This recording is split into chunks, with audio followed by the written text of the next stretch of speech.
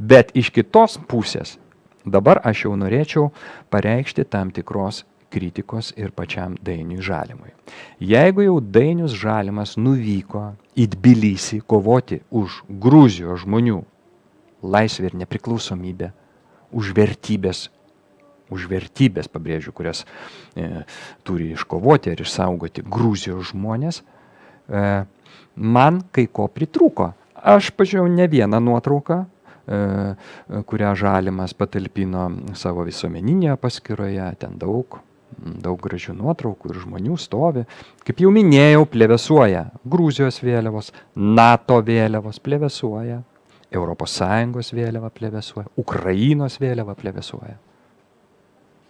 Bet viena pagrindinių vėliavų kažkodėl neplevėsavo. Kodėl Žalimas, būdamas Laisvės džiaugsmo partijos atstovas, formaliai jis nenarys, žadėjo įstoti šią partiją, būtent nuo šios partijos jisai išrinktas ir į Europos parlamentą. Kodėl, žinant, kad ši partija yra būtent tapalyčių žmonių gynėja, kodėl jisai neapsigaubė šią vėliavą, būdamas Tbilisyje? Kodėl ši vėliava Tbilisyje, kai buvo tenai Žalimas, neplevėsavo? Laisvės vėliava. Juk ta vėliava ilgus metus plevėsavo, kol, pavyzdžiui, Aušrinė Armonaitė, buvusi minėtos partijos lyderė, dirbo ekonomikos ir inovacijų ministre. Vilniaus centre plevėsavo ir ta vaivorykštinė vėliava, ir dar ten transgenderių, įvairių ten tų reikalingų vėliavų. Viskas buvo atvarkų. Kodėl Žalimas neapsigaubė šitą vėliavą? Ir čia, aš manau, Žalimui pritrūko drąsos. Būkim atviri.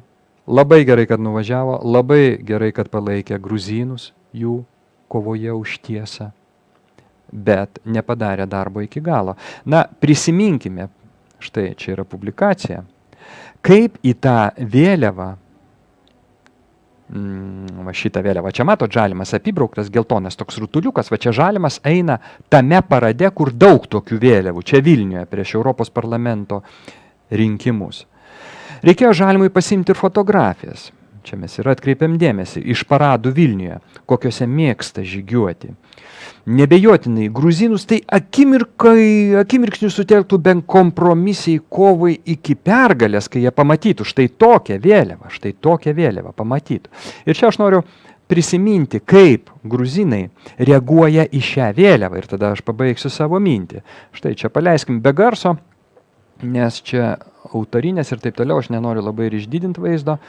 Štai, jie matydami ir tos vėliavos atstovus, kaip reaguoja gruzinai. Matote? Va, autobusiukas. Tame autobusiuke sėdi tapalyčiai.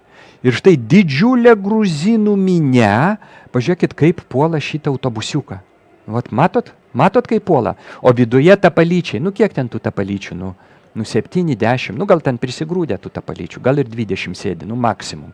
Ir pažiūrėkit, kokį neabejingumą gruzinų iššaukia tai. O iš esmės čia ta pati vėliava, simboliškai kalbant. Ten sėdi tapalyčiai, būtent su tokia atributika, kurios šį kartą viešėdamas Tbilisyje nepanaudojo Žalimas. Pažiūrėkite, žiūrim, čia yra gražu, pasižiūrėkim. Tarp kitko, jeigu galite ir televizorių šalia rodyti šitą, kad mane ir žmonės matytų, nes reikėtų mums kartu pasižiūrėti.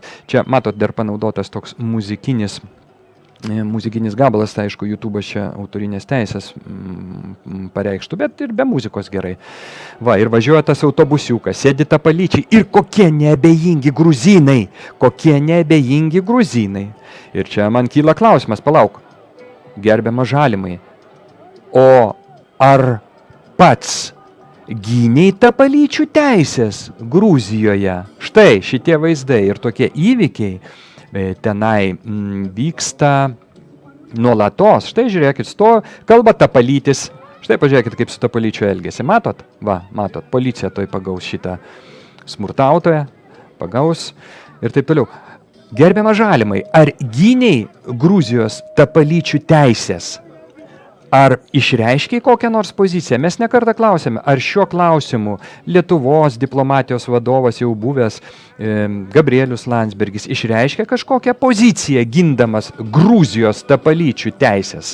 Va, vėliava tapalyčių Gruzijoje, susirinkę žmonės išreiškia savo poziciją tapalyčiai, viskas atrodytų gerai, va, būrelis tapalyčių, viskas tvarkoj ir pažiūrėkim, kas vyksta toliau.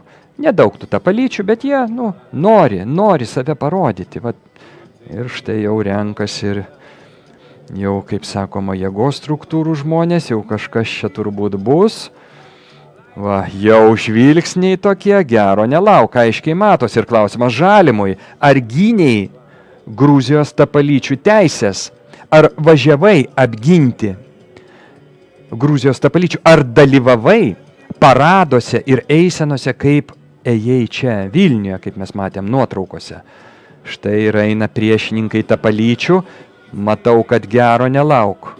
Gero nelauk. Tapalyčiai sienom, ne, čia tapalyčių priešininkai sienom lipa, jie visur gali perdėti. Jie lipa, veržiasi, pažiūrėkit prie pagrindinio simbolio, kurio turėjo apsigauti Žalimas, ir pažiūrėkit, ką daro su simboliu. Viskas baigta, plėšo, drasko. Štai Žalimai, ar gyniai tapalyčių teisės Gruzijoje? Gyniai, nes tie įvykiai kartodavos ten kiekvienais metais. Dabar, man atrodo, tapalyčiai jau nebedrįsta tenai nieko organizuoti, jokių viešų renginių.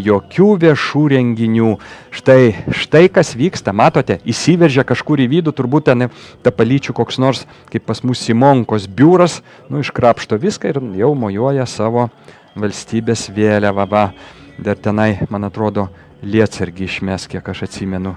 Va, gražus lietsargėlis, vaivorykštės spalvos ir štai viskas taip leidžia simboliškai tapalyčių simbolis.